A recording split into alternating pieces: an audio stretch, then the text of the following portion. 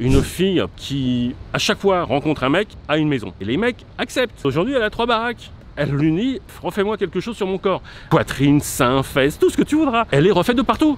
Je me promenais dans la rue et je croise un abonné de la chaîne et qui me dit, écoute, tes vidéos, c'est moyen. Donc ce que j'ai fait, je lui ai demandé de venir ici, faire une vidéo avec moi et d'expliquer ce qui n'allait pas et surtout nous donner sa vision de la Thaïlande. Je trouve que tes vidéos sont trop tendres, trop édulcorées, trop gentillettes. J'ai des anecdotes sur le milieu de la nuit et sur les filles thaïlandaises en général et la vie en Thaïlande. Je peux t'en donner pas mal, des trucs qui sont assez croustillants, amusantes. C'est-à-dire, qu'est-ce qui te vient à l'esprit tout de suite là? Bah écoute, ce qui me vient à l'esprit, c'est par exemple les filles thaïlandaises dans le milieu de la nuit, ou les semi-professionnelles aussi, puisque ce sont des filles qui recherchent en fait un confort qu'elles n'ont pas avec les Thaïlandais en général. Et donc en fait, elles sont excessivement malines puisque ce sont des filles qui arrivent à avoir 3, 4 copains, des personnes qui vivent à l'étranger, qu'elles arrivent à faire tomber follement amoureuses d'elles et qu'elles reçoivent 50 000 bahts par mois de chaque personne. J'ai rencontré et j'ai des amis qui se sont fait la gueule par des soi-disant Thaïlandaises qui ne sont pas comme ça. Des Thaïlandaises qui sont propres, qui travaillent, qui ont un métier, okay, mais qui disent aux mecs, eh ben tiens, achète-moi une maison, mais étant donné que tu peux pas être propriétaire de la maison, et ben en fait la maison elle va être au nom de ma mère. Donc le mec il va claquer, il va mettre maison au nom de la mère. Et puis derrière, et ben c'est plus ta maison. Donc il faut que tu me donnes un loyer pour vivre à l'intérieur. Okay, donc moi je connais une personne qui est comme ça, qui se fait la gueule par une Thaïlandaise de bonne société, qui est une fille qui vivait à Londres, qui travaillait à Londres dans une situation plus que convenable, mais qui profite du système thaïlandais et qui profite du français. Ok, est-ce qu'on peut pas trouver la même chose en France par exemple? Ou aux États-Unis ou en Belgique? Est-ce que c'est propre à la Thaïlande? Moi je pense que c'est quand même une grande partie exclusive à la Thaïlande, parce qu'il y a un fait à savoir, c'est qu'en Thaïlande tu peux pas être propriétaire du terrain.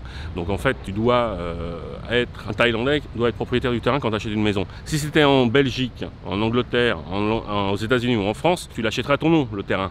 Et donc dans ces cas-là tu résolverais pas ce problème-là. Mais en Thaïlande, c'est un jeu où les Thaïlandaises jouent sur le fait qu'il y a des choses qui font qu'elles peuvent avoir des avantages par rapport aux Français, et elles le font, et aux étrangers, elles le font comprendre. Tu as beaucoup de gens qui malheureusement arrivent en Thaïlande, sont un petit peu niais. J'ai rencontré un Français qui est arrivé en Thaïlande avec une fille qu'il a rencontrée en Belgique, okay, ils ont eu un enfant ensemble.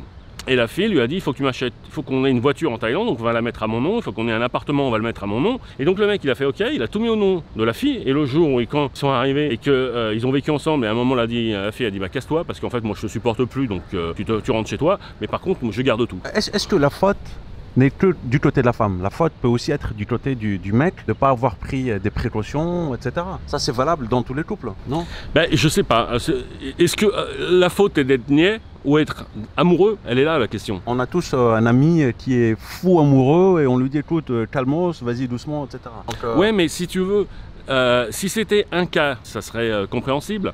Maintenant, moi j'ai un ami qui est avec une fille de la nuit et qui me raconte à chaque fois des anecdotes qui sont quand même hallucinantes. Une fille, par exemple, qui à chaque fois rencontre un mec, à chaque fois qu'il y a un copain, a une maison, lui demande de lui acheter une baraque. Et les mecs acceptent. Et au jour d'aujourd'hui, elle a 3 baraques. À chaque fois qu'elle rencontre un mec, elle lui dit refais-moi quelque chose sur mon corps.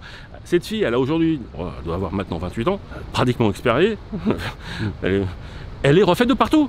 Poitrine, seins, fesses, tout ce que tu voudras. C'est impressionnant. Elle manage les mecs.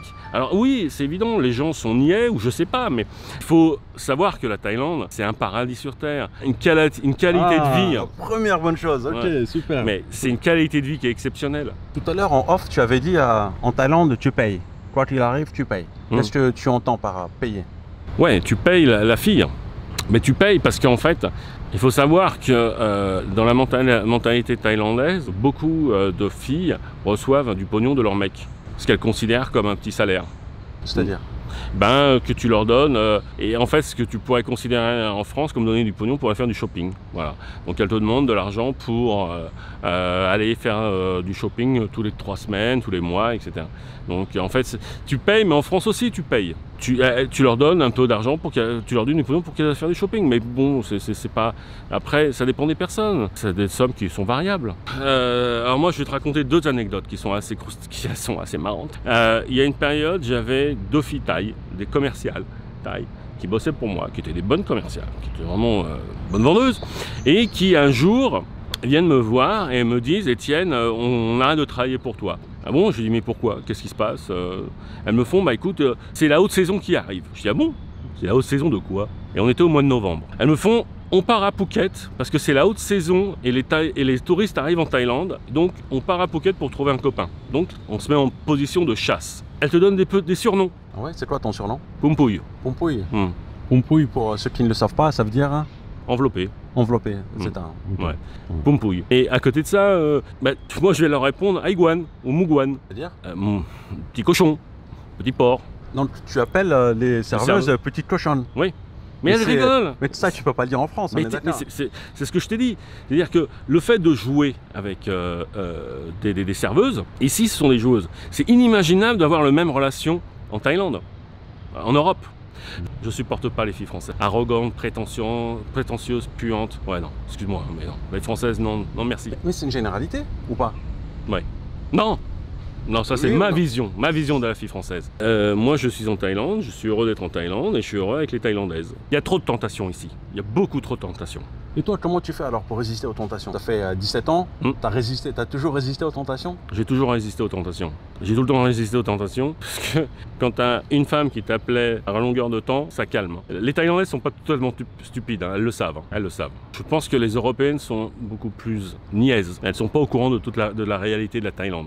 Parce que quand tu vas parler avec une Thaïlandaise d'un massage parlor, elle sait ce que c'est. Quand tu vas parler avec une Française d'un massage parlor, bah lui demander si elle doit t'expliquer ce que c'est un massage parlor. Un massage parlor, c'est un endroit dans lequel tu vas et en fait tu viens choisir une fille qui a un numéro, qui est derrière une bulle et tu dis je veux cette fille-là.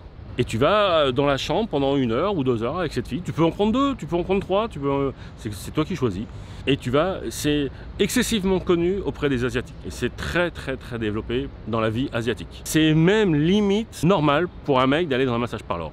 Donc je l'ai fait une fois, ça m'a calmé et j'ai pas aimé. C'était quand ça? Je l'ai fait en 2003. Ah, ça fait moins de 17 ans ça. Ah non, ça fait pratiquement 20 ans. Ouais. Ça fait pratiquement 20 ans, ouais. Je l'ai fait quand j'étais en vacances à Phuket. Mais ouais, non, mais c'est massage parlant, ouais, c'est impressionnant.